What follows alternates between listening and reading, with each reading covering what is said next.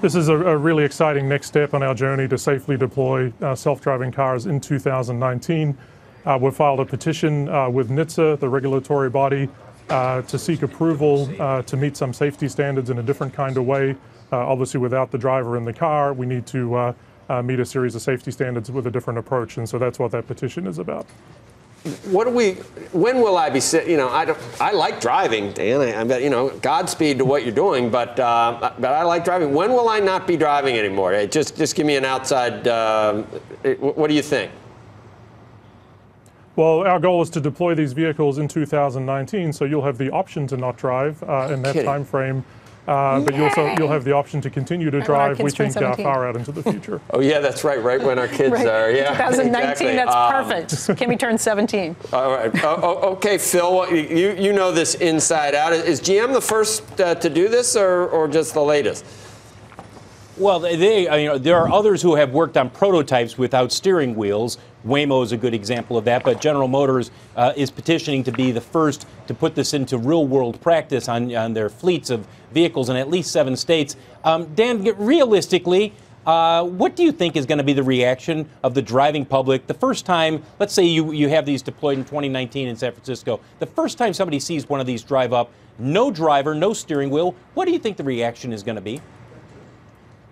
Yeah, we think it's going to be pretty interesting. I think you've seen the image of the interior of the car without the driver controls, and it's quite striking when you see that for the first time.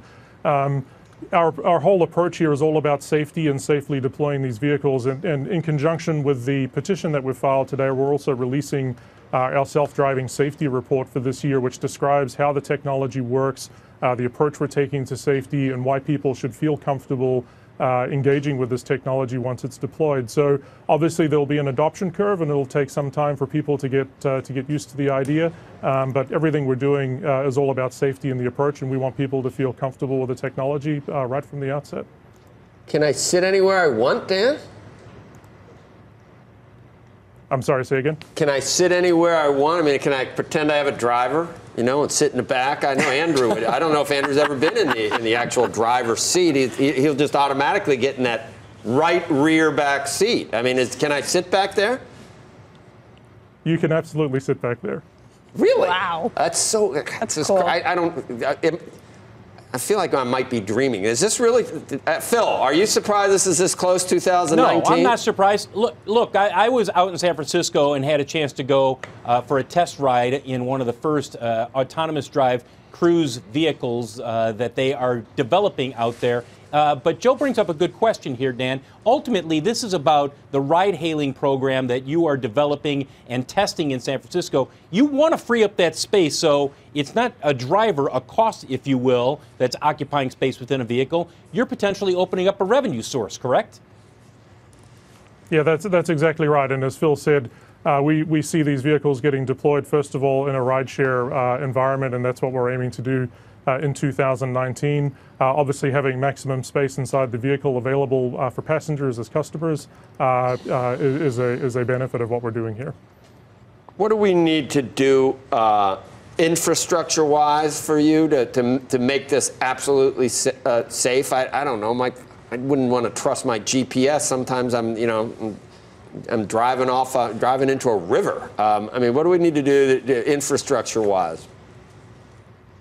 So the approach we've taken is that we need the technology to work inside of the existing infrastructure environment. We decided we couldn't wait for for infrastructure to have to happen that's different than what's on the road today. So our system and our technology is designed to work entirely in the current environment with the current infrastructure. Crazy. And some of that's detailed in the safety report we released today. So, Dan, it's Steve Grasso. So, to Joe's point, what about the laws? When will the laws catch up? You're going to be ready in 2019. When do the laws catch up to you? And you've done the analysis.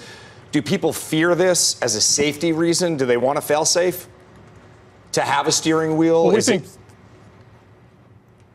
we think safety is really the critical dimension here, and everything we're doing around this technology is focused on deploying it safely. The vehicle that you're seeing images of today has multiple layers of redundancy, redundant systems to deal with with any kind of technical issue. So we have multiple layers of safety in these vehicles.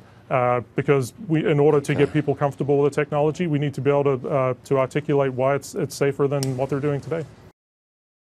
Hey there, thanks for checking out CNBC on YouTube. Be sure to subscribe to stay up to date on all of the day's biggest stories. You can also click on any of the videos around me to watch the latest from CNBC. Thanks for watching.